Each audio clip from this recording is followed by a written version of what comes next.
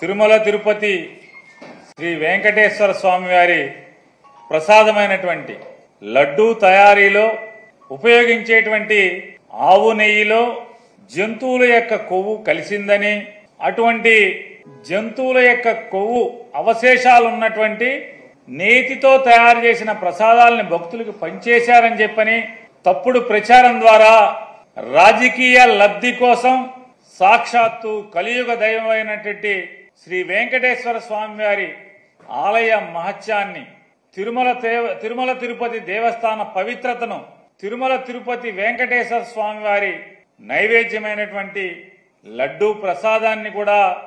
దుర్మార్గంగా రాజకీయాలకి వాడుకుంటూ ఒక పవిత్ర దేవాలయాన్ని, ప్రపంచవ్యాప్తంగా ఉన్నటువంటి హైందవ ప్రజల యొక్క ఆరాధ్య దైవమైనటువంటి వెంకటేశ్వర స్వామి వారిని కూడా రాజకీయాల్లో భక్తుల మనోభావాల్ని దెబ్బతీసే స్థాయిలో ముఖ్యమంత్రి హోదాలో ఉన్నటువంటి ఒక బాధ్యతాయుతమైనటువంటి పదవిలో కూర్చున్నటువంటి నారా చంద్రబాబు నాయుడు గారు, తిరుమల తిరుపతి ఎగ్జిక్యూటివ్ ఆఫీసర్ గారైన శ్యామలరావు గారు నెయ్యిలో లోపాలున్నటువంటి నెయ్యిని వెనక్కి తిప్పి పంపాము, మేము దాన్ని వాడలేదు, స్వీకరించలేదు అని, ప్రసాదానికి దాన్ని వాడకుండానే వెనక్కి తిప్పి పంపించాము అని చెప్పని, అలాగే తిరుపతిలో ల్యాబ్ ఉంది, ల్యాబ్ లో మేము పరీక్ష చేసి అటువంటి నెయ్యిని వెనక్కి పంపించాము, వాడలేదని చెప్పని ఈవో చెప్తున్నప్పటికీ కూడా దుర్మార్గంగా నారా చంద్రబాబు నాయుడు గారు దీంట్లో జంతువు కొవ్వు కలిసిందని, అలాగే వారి కుమారుడైన నారా లోకేష్ నాయుడు గారు మరొక అబద్దాలాడటంలో, అసత్యం ఆడటంలో మరొక 10 అడుగులు ముందుకేసి పంది కొవ్వు కలిసిందని చెప్పని ప్రసాదంలో నారా లోకేష్ మాట్లాడుతూ, అలాగే వెనకటికి పెద్దలు చెప్పిన సామెతగా దున్నపోతు ఈనిందేనే ఎవడో చెప్తే దూడను కట్టేయమని చెప్పని ఇంకొకటి దూడను కట్టేయడానికి పరిగెత్తిన చందాన ఈ తండ్రి కొడుకుల యొక్క దుర్మార్గపు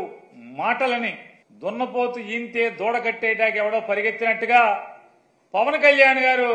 దాన్ని భుజానేసుకుని ఆ మాటను ప్రచారం చేయటం, వీళ్ళందరూ కలిసి ఉమ్మడిగా కూటమిగా చేసినటువంటి ఈ కూటమి పాపాన్ని ప్రక్షాళన చేసేదానికి